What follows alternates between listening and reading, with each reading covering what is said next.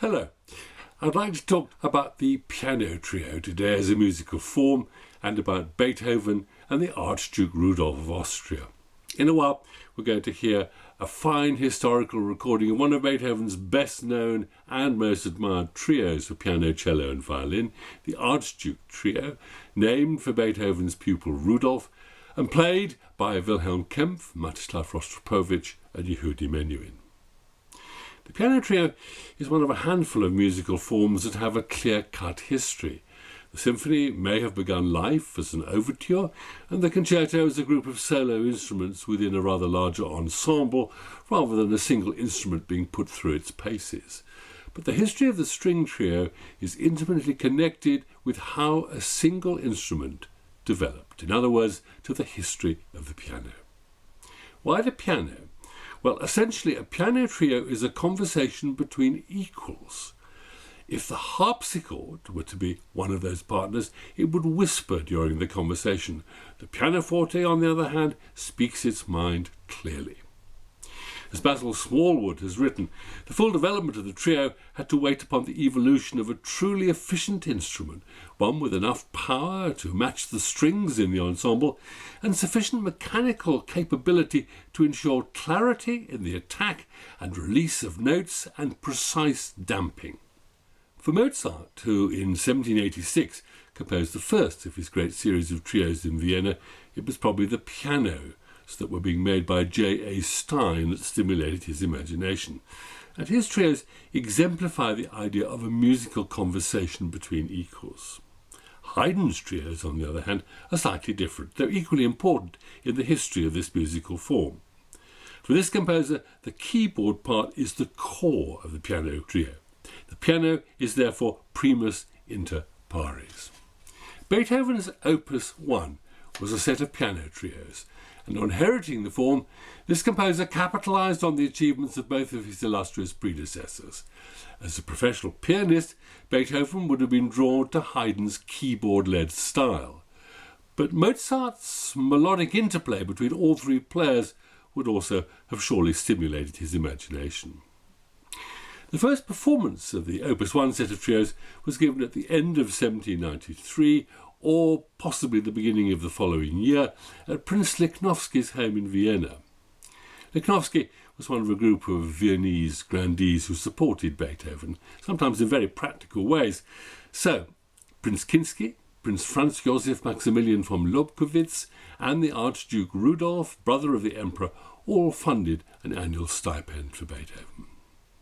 However, the Archduke wasn't simply a patron. He was a pupil too, who Beethoven encouraged to compose for the piano and the clarinet, and to write a piano trio. Rudolph is also the dedicatee of the grandest of the composer's piano trios, the Archduke. How is it then that Rudolph is such a ghostly figure in so many accounts of the composer's life and work? There seems to have been a relationship here between musicians as well as the composer and his patron, an important relationship for both men. On the 9th of April 1809, Napoleon declared war on Austria. The French army marched on Vienna, and within a month Napoleon would lay siege to the capital. The intervening week saw chaos in Vienna as the aristocracy fled the city, including the royal imperial family who left for Hungary on May the 4th. Others, including Beethoven, simply waited, hoping against hope that the Austrian army might yet save them, but fearing that Napoleon would occupy their city for a second time in 4 years. Among those who left with the imperial family for the safety of what is now Buda was the emperor's brother, the 21-year-old Archduke Rudolf, already Beethoven's only composition student, and now a kind of friend of the composer, too, who, with Rudolph gone, set about composing a piano sonata, number 6, Les Adieux, a title which was added by the publisher who thought that it might help to sell the piece.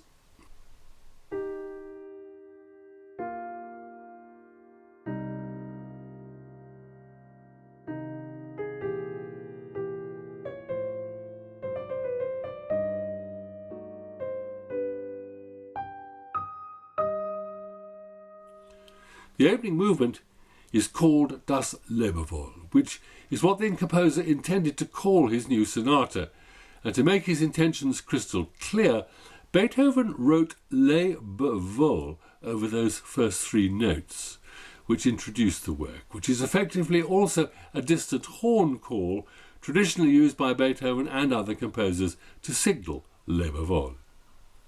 Beethoven took issue with his publisher, insisting that adieu suggested goodbye, while Lebewohl means farewell, and crucially farewell, or as we might say, go well.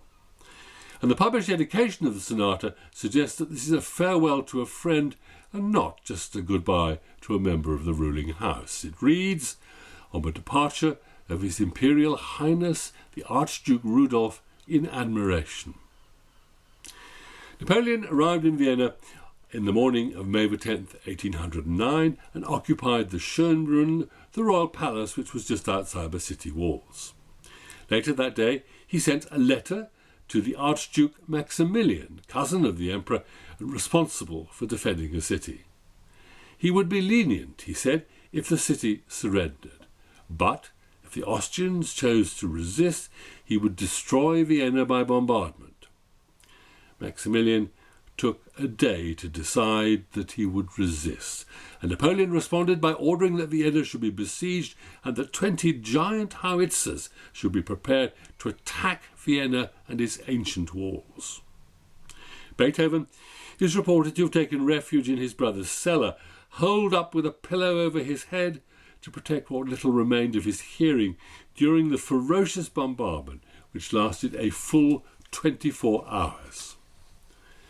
When the French finally quit Vienna in November, after signing peace with the Austrians, the composer wrote to his publisher, "We're enjoying a little peace after violent destruction, after suffering every hardship that one could conceivably endure. I worked for a few weeks in succession, but it seemed to me more for death than immortality." Then, in January 1810, Beethoven resumed work on his new sonata after the Archduke and the rest of the court returned to Vienna. In the second movement of Les Adieux, Das Abwesenheit, Beethoven explores his sense of loss while the young Archduke was away from Vienna. There is an improvisatory quality about this movement, and as one critic has written, one can easily imagine Beethoven at the piano working out the loneliness that he probably felt during this time. He does manage to convey an extraordinary sense of pathos. Then, in the third and final movement, all hell breaks out as Beethoven and his pupil meet again in Das Wiedersehen, meeting again. Critics who wanted Beethoven to write pure music, unsullied by narrative, used to wrinkle their noses at this sonata, desperately hoping to banish its palpably programmatic journey. Now, we're no more squeamish about music with a programme than Beethoven was. Think of his Sixth Symphony, the Pastoral. We can happily relish Lebewohl, or Les Adieux if you must, as a tribute to friendship that clearly mattered to both men. If we need further proof of the mutual affection between these two men, we might remember that Beethoven dedicated more of his music to the Archduke Rudolf than any other single individual. A total of 14 compositions, including Les Adieux, the Hammerklavier Sonata, the fourth and fifth piano concertos, the Missa Solemnis and the Grosse Fuge, and the Archduke Trio. But surely there's an awkward circle to be squared here. How has Beethoven, the admirer of the libertarian ideals of the French Revolution, the composer of Fidelio and the final movement of the Ninth Symphony, become Archduke Rudolph's friend and musical mentor? Let's be really cynical and suppose it was about money. Beethoven was always short of money and never minced his words in his letters when writing to or about grasping publishers and niggardly Viennese aristocrats. Though we do need to remember that it was 3 aristocrats, including the Archduke Rudolf, who agreed to pay Beethoven an annual annuity of 4,000 florins to keep him in Vienna.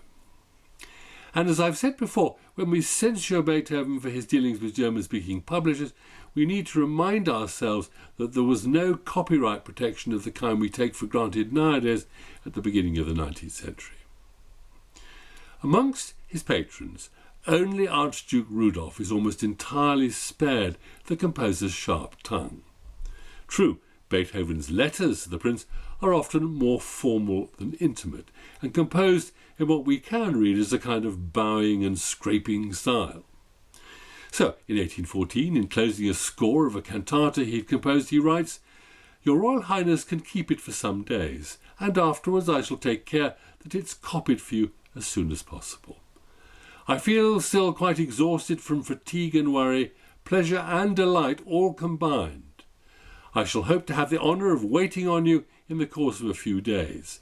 I hope to hear favourable accounts of your Royal Highness's health. How gladly would I sacrifice many nights were it in my power to restore you entirely." Well, that final sentiment is surely just a little sugary. But I want to find a glint of genuine feeling here that suggests there was a real friendship developing between Beethoven and Rudolph. That despite their differences, alle Menschen werden indeed Brüder. But this friendship was based on two things: their feelings about music and an essential benevolence in their dealings with their fellow men. Apart from the external circumstances of his life, we know very little about the 16th and youngest child of Leopold, Grand Duke of Tuscany, and his wife Princess Maria Ludwika of Spain, who would become the Archduke Rudolf when his father inherited the throne of Austria on the death of his brother, the Emperor Joseph II, in 1790. There is no full biography of Rudolph in English, no substantial cache of letters, no diaries, and the Archduke slips through the official records of the time with little more than the rustle of the ecclesiastical robes which were his when he became Archbishop of Olmütz in 1819 and a cardinal the following year. The nearest thing we have to an understanding of his inner life is perhaps the music that he composed while he was studying composition with Beethoven and after the composer's death. So what do we know? Well, when Rudolph's mother and father died in 1792, his older brother Franz became emperor and father therefore to his siblings. And that meant supervising their education. So Rudolph received lessons in writing in 3 languages: Latin, Italian and Spanish, German grammar and writing, religion, history, court protocol, fencing, dancing, and above all, in music. The new emperor was a keen musician and a devotee of Haydn's music, regularly playing that composer's string quartets, while the empress sang soprano solos when Haydn's The Four Seasons and The Creation were performed at court in 1801. The emperor clearly expected his siblings to be educated musically. However, there is no record of when Archduke Rudolph began to study music, but it's almost certain that his first teacher would have been the court composer Anton Tabauer. And we can't be certain when it was that Beethoven was engaged to give Rudolph lessons in composition. More guesswork? Perhaps sometimes in 1803 and 4, when the 14-year-old prince was given his own retinue of court personnel. The first unequivocal link between the prince and the composer does not occur until Beethoven dedicates his 4th piano concerto to Rudolph in 1807. What is known is that Rudolph was a gifted pianist and much in demand in Vienna's aristocratic salons, such as that of Prince LOBKOWITZ, which were, of course, frequented by Beethoven. Is this perhaps how the two men met? There is a story that Beethoven read the piano part in his triple concerto for the young Archduke, though no obvious hard evidence exists to support this idea. Archdukes need jobs, not to make money, but to further the interests of the dynasty of which they belong. So at 16, Rudolph put on a uniform and was given the rank of Generalfeldwachtmeister. But within a year, he swapped his rifle for a cassock. In 1805, he took minor vows in the Catholic Church with the rights to the succession of the Archbishopric of Olmütz, which is now Olomouc in Moravia in the Czech Republic. If we are to believe one eminent historian, Rudolph's decision was the result of weak health and a pious nature. He was prone to epilepsy, and a seizure could leave him ill for several days. He was also a victim of gout, and worse still, rheumatism, which affected his hands. Indeed, as early as 1814, when he was only 26, he'd begun to stop playing the piano. He would spend a great deal of the rest of his life searching for cures, or indeed simply relief from these debilitating conditions in spa towns such as Baden and Teplitz. His piety is harder to judge, though his contemporaries reported him as gentle and good-natured, and there is one particularly telling letter from Beethoven. He writes to Rudolph in 1815, "It is neither presumption nor the pretension of advocating anyone's cause, still less from the wish of arrogating to myself the enjoyment of any special favour with your Royal Highness, that induces me to make a suggestion which in itself is very simple. Old Kraft had been a cellist in Prince Lobkowitz's orchestra. Old Kraft was with me yesterday. He wished to know if it were possible for him to be lodged in your palace, in return for which he would be at your Royal Highness's service as often as you please it.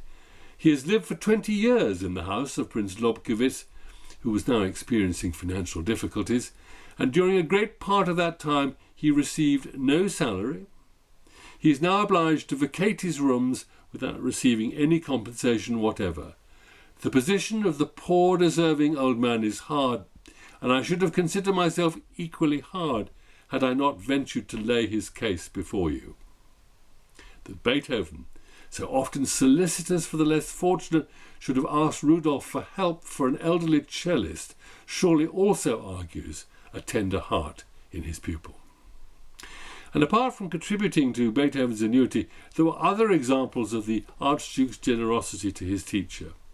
In 1813, he agreed to pay for Beethoven's lodgings in Baden, writing to the composer from this spa town, "If your stay in this healthful and beautiful place has the same good effect on your condition, my intention in taking care of your lodgings would be completely fulfilled." Beethoven, who himself was so often ill, must have sympathized with a man who was also so often unwell. More important, Beethoven understood what it was to have to give up playing the piano in public, and in his case as his deafness grew worse. I think it's significant that the composer should have dedicated his fifth piano concerto, the so-called Emperor, to the Archduke. This was the only one of Beethoven's concertos in which he was not the public soloist, and he dedicated it to a man who could also no longer play in public. If it seems likely Beethoven had met the young Archduke playing the piano at the Lobkowitz Palace in 1803 and 4, it's not until 5 years later that we come across detailed reports of Rudolph as a performer. A visitor to Vienna, the composer and conductor Johann Friedrich Reichardt heard the Archduke perform 3 times during his stay in the city. This is his second account. At a grand concert at Prince Lobkowitz's, we again wonder at so rare and outstanding a talent in a prince as has the Archduke Rudolf. The Archduke played the most difficult concertos by Beethoven with great self-possession, response and accuracy. And we know that Rudolph played Beethoven's Last Violin Sonata, which is dedicated to the Archduke, with the French violinist Pierre Rode at Lobkowitz's 3 years later.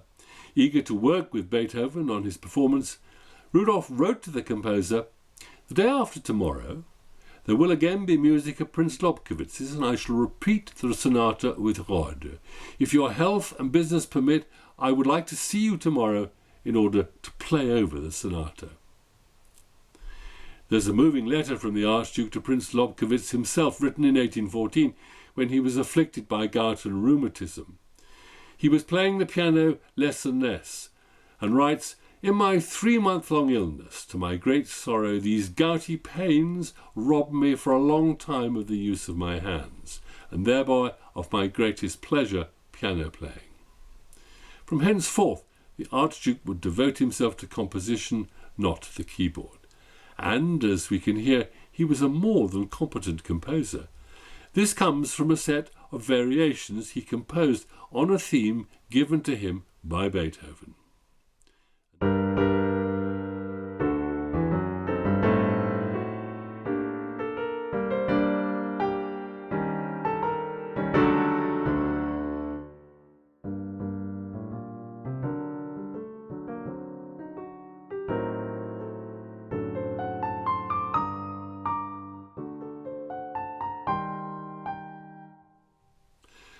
Archduke Rudolph's career in the church had begun in 1805, with his appointment as a priest in Olmütz, and then the following year as co-adjudicator to the archbishopric with the rights of succession. But when the reigning Cardinal Archbishop died in 1811, Rudolph, just 23, chose to forego his rights to the see. It seems likely that the Archduke did not wish to become the Archbishop while he was still polishing his compositional skills with Beethoven. Beethoven was not always the most willing of teachers, but as he wrote to the publishers Schott and Zöllner, complaining about the number of lessons he was required to give to the Archduke, "Yet I cannot live on my income, and my pen is my only means of support." From this it seems clear, I think, that Beethoven was remunerated for the lessons that he gave. "If I don't go to him, my absence is regarded as crimen legis majestatis. The additional payment I receive consists in my having, moreover, to draw my miserable earnings by means of a stamped form." But his letters to the Archduke are littered with apologies for having missed yet another lesson, and sometimes those excuses sound suspiciously like that phone call to work on a beautiful day explaining that you are suffering from a devastating mysterious bug and are unable to leave the safety of the bathroom. So we read this from 1812. "Since Sunday I have been ailing, though mentally, it is true, more than physically. I beg your pardon 1,000 times for not having excused myself earlier." Then, in 1820, "I wanted to hasten into town tomorrow in order to wait upon your Imperial Highness, but no carriage was to be had." And a year later, "How sad I am that jaundice, from which I am suffering, prevents me from hastening immediately to your Imperial Highness." Nowhere does Rudolph ever reproach his teacher for missing his lessons. On the contrary, he is endlessly solicitous about the composer's health and well-being.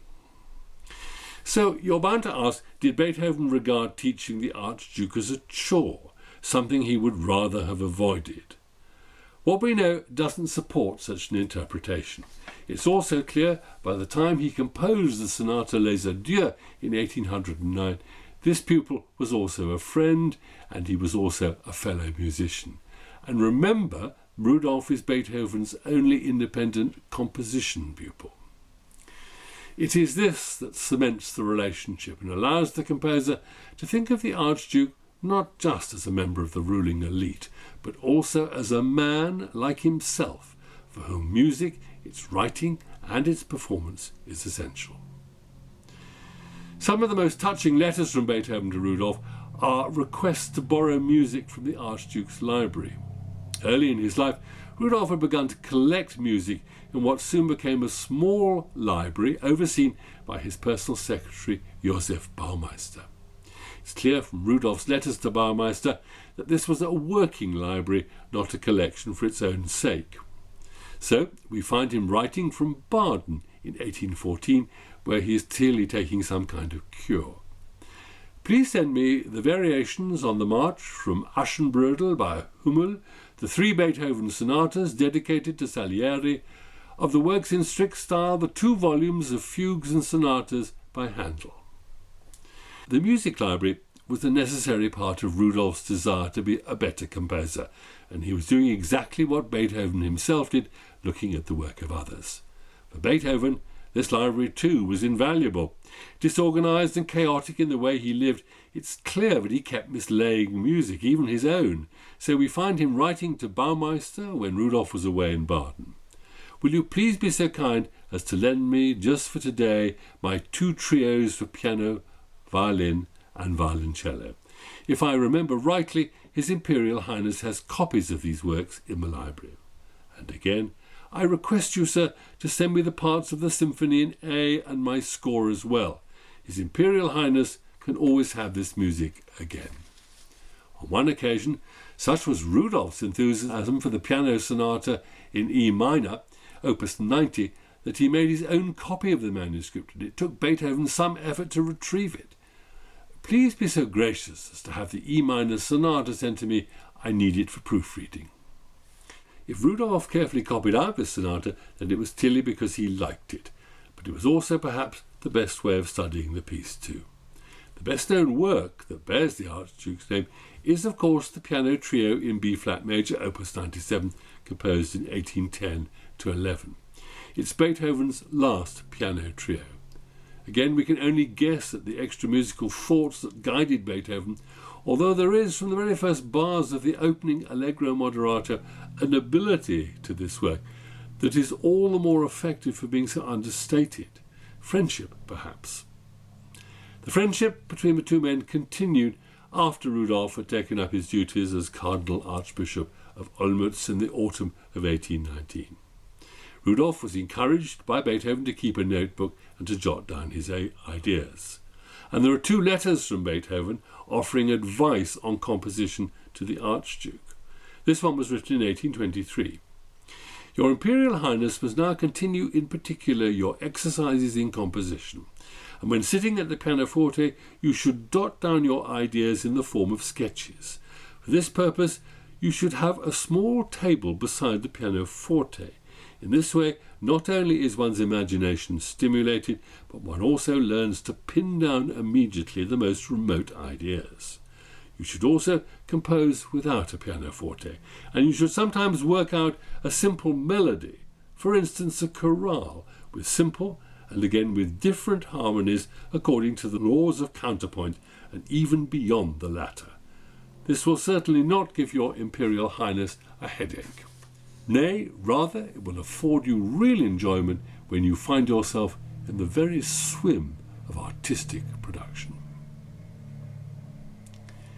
As a conscientious Archbishop Cardinal, Rudolph would have had less time for composition now, and certainly less time for lessons with Beethoven. But appropriately enough, the friendship between these two men was to be sealed with music. Beethoven promised his pupil a solemn mass that would be performed at his enthronement.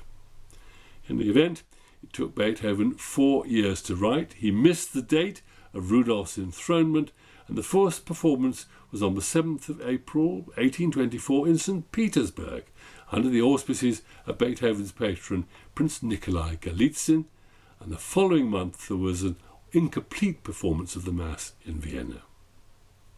Beethoven presented his friend now and his pupil with a copy of the Mass in which he had inscribed "Von Herzen möge es wieder zu Herzen gehen." From the heart may it return to the heart. A clearly personal link. And yet I have always felt that it's within the 4-movement Archduke trio that we can properly sense the relationship between Beethoven and Rudolph. Who can doubt that Beethoven took the bonds of friendship seriously and inscribed them into his music? On the 3rd of April 1819 he wrote this to Rudolph: "It is no mere frigid interest that attaches you to me, but a true and deep affection, which has always bound me to your Imperial Highness and has ever inspired me." Thank you.